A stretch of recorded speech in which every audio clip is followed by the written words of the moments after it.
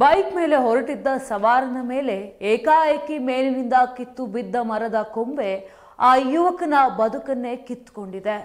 ರೆಂಬೆ ಬಿದ್ದ ಕ್ಷಣದಲ್ಲೇ ನಿಯಂತ್ರಣ ಕಳೆದುಕೊಂಡ ಬೈಕ್ ಎದುರುಗಡೆ ಇದ್ದಂತ ಕಾರಿಗೆ ಡಿಕ್ಕಿ ಹೊಡೆದಿತ್ತು. ರಕ್ತದ ಮಡುವಿನಲ್ಲಿಯೇ ಬಿದ್ದಿದ್ದ ಗಾಯಾಳುವನ್ನ ಆಸ್ಪತ್ರೆಗೆ ಕೂಡ ಸೇರಿಸಲಾಗಿತ್ತು. ಆದರೆ ಇದೀಗ ಆತನ ಪ್ರಾಣ ಪಕ್ಷಿಯೇ ಹಾರಿ ಹೋಗಿದೆ. ಅನಿರೀಕ್ಷಿತವಾಗಿ ಸಂಭವಿಸಿದ ದುರಂತಕ್ಕೆ ಆಸ್ಪತ್ರೆ ಸೇರಿದಂತ ಯುವಕನೊಬ್ಬ ಚಿಕಿತ್ಸೆ ಫಲಕಾರಿಯಾಗದೆ ಕೊನೆಯುಸಿರೆಳೆದಿದ್ದಾನೆ. ಕಳೆದ ಭಾನುವಾರ ಬೆಂಗಳೂರಿನ ಬನಶಂಕರಿಯ ಶ್ರೀನಿವಾಸ ನಗರದ ನಿವಾಸಿ ಅಕ್ಷಯ್ ಒಂದು ಖಾಸಗಿ ಕಂಪನಿಯೊಂದರಲ್ಲಿ HR ಆಗಿ ಕೆಲಸವನ್ನ ಮಾಡ್ತಾ ಇದ್ದ. ಇನ್ನು ಜೂನ್ 15ರಂದು ತಮ್ಮ ತಂದೆಯ ಒಂದು ಜನ್ಮದಿನದ ಸಂಭ್ರಮದಲ್ಲಿದ್ದ. ಪಾಲನೆ ಪೋಷಣೆ ಮಾಡಿ ಜೀವನಕ್ಕೆ ಒಂದು ಅರ್ಥವನ್ನ ಕಲ್ಪಿಸಿದಂತ ತಂದೆಯ ಬರ್ಡೇನ ಮಾಡಬೇಕು ಅಂತ ವಿಶೇಷವಾಗಿ ಆ ಬರ್ಡೇ ಸೆಲೆಬ್ರೇಟ್ ಮಾಡಬೇಕು ಅಂತ ಮುಂದಾಗಿದ್ದ. ಆದರೆ ವಿಧಿ ಆಟವೇ ಬೇರೆಯಾಗಿತ್ತು. ಹುಟ್ಟುಹಬ್ಬದ ಸಂತಸದಲ್ಲಿರುವಂಥ ತಂದೆ ಶಿವರಾಮ್ ಅವರಿಗೆ ಇಷ್ಟವಾಗಿರುವಂಥ ಮಟನ್ ಕೊಂಡು ವಾಪಸ್ ಬರ್ತಿದ್ದಾಗ ಬ್ರಹ್ಮ ಮಂದಿರದ ಬಳಿ ಏಕಾಏಕಿ ಮರದ ಕೊಂಬೆ ಒಂದು ಅಕ್ಷಯ್ ತಲೆ ಮೇಲೆ ಬಿದ್ದು ಗಾಯಾಳಾಗಿತ್ತು.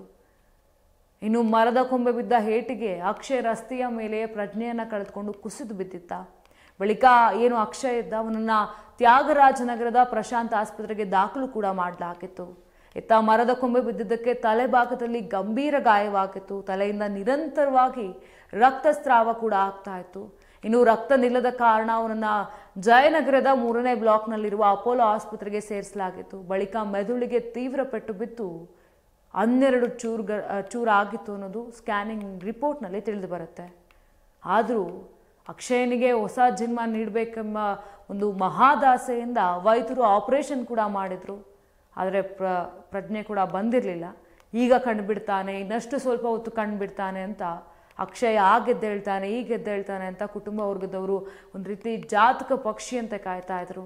ಮಾಡದ ತಪ್ಪಿಗೆ ಅನ್ಯಾಯವಾಗಿ ಆಸ್ಪತ್ರೆ ಸೇರಿದಂಥ ಯುವಕನ ಚೇತರಿಕೆಗೆ ಹಿತೈಷಿಗಳು ಹಾಗೂ ಸ್ನೇಹಿತರೆಲ್ಲ ಬಹಳಷ್ಟು ಪ್ರಾರ್ಥನೆಯನ್ನ ಮಾಡಿದ್ರು.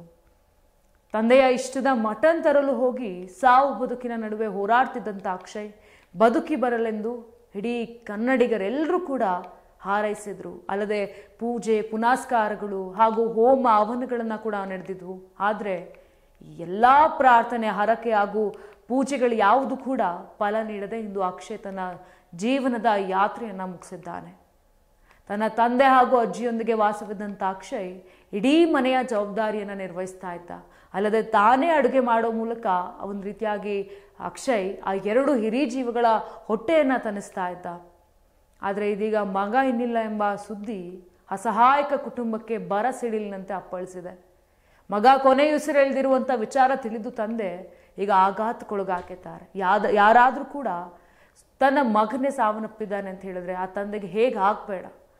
ಆದರೂ ಸಹ ಮಗನ ನೆನಪಿಗಾಗಿ ಆತನ ಕಣ್ಣುಗಳನ್ನು ದಾನ ಮಾಡುವ ಮೂಲಕ ಇದೀಗ ಕುಟುಂಬ ಸಾರ್ಥಕತೆಯನ್ನು ಮೆರೆದಿದೆ. ಕಿಮ್ಸ್ ಆಸ್ಪತ್ರೆಗೆ ನೇತ್ರದಾನ ಮಾಡಿ ಅಕ್ಷಯ್ ಇತರರ ಬಾಳಿಗೆ ಒಂದು ರೀತಿಯಾಗಿ ಬೆಳಕಾಗಲಿ ಅಂತ ಕಣ್ಣೀರಾಗಿದ್ದಾರೆ. ಬದುಕಿನಲ್ಲಿ ದುರಂತಗಳೆಲ್ಲ ಅನುಭವಿಸಿದಂಥ ಅಕ್ಷಯ್ ಕುಟುಂಬದಲ್ಲಿ ಕರುಣಾಜನಕ ಕಥೆಗಳೇ ಅಡಗಿವೆ. ಕುಟುಂಬದಲ್ಲಿ ಒಂದೊಂದು ಕಹಾನಿಯೂ ಕೂಡ ಎಲ್ಲರ ಕಣ್ಣಂಚಲ್ಲಿ ನೀರು ತರಿಸುತ್ತೆ. ಸರಣಿ ಸಾವುಗಳಿಂದ ಒಂದು ರೀತಿ ಜರ್ಜರಿತರಾಗಿದ್ದಂಥ ಅಕ್ಷಯ್ ತಂದೆಯ ಜನ್ಮದಿನವನ್ನ ಖುಷಿಯಿಂದ ಆಚರಿಸೋ ಒಂದು ಅಕ್ಷಯ್ ಕನಸು ಕಂಡಿದ್ದ. ವಿಶೇಷವಾಗಿ ನನ್ನ ತಂದೆಯ ಬರ್ಡೇ ಮಾಡಬೇಕು, ಅವ್ರಿಗೆ ಇಷ್ಟವಾಗಿರುವಂಥ ಮಟನನ್ನು ತೊಗೊಂಬರ್ಬೇಕು ಅಂತ ಹೋಗಬೇಕಿದ್ರೆ ಈ ರೀತಿ ಒಂದು ದುರ್ಘಟನೆ ನಡೆಯುತ್ತೆ ಅಂತ ಯಾರೂ ಊಹೆ ಮಾಡಿರಲಿಲ್ಲ. ಆದರೆ ಆ ಕೊಂಬೆಯ ರೂಪದಲ್ಲಿ ಹೊಕ್ಕರಿಸಿಕೊಂಡಂಥ ಜವರಾಯನ ಹಟ್ಟಹಾಸಕ್ಕೆ ಇದೀಗ ಅಕ್ಷಯ್ ದುರಂತ ಅಂತ್ಯ ಕಂಡಿರುವುದು ನಿಜಕ್ಕೂ ಕೂಡ ವಿಪರ್ಯಾಸವೇ ಸರಿ. ಬೆಂಗಳೂರಿನ ಸಮಗ್ರ ಸುದ್ದಿಗಾಗಿ ನೋಡಿ ಕರ್ನಾಟಕ ಟಿವಿ ಬೆಂಗಳೂರು.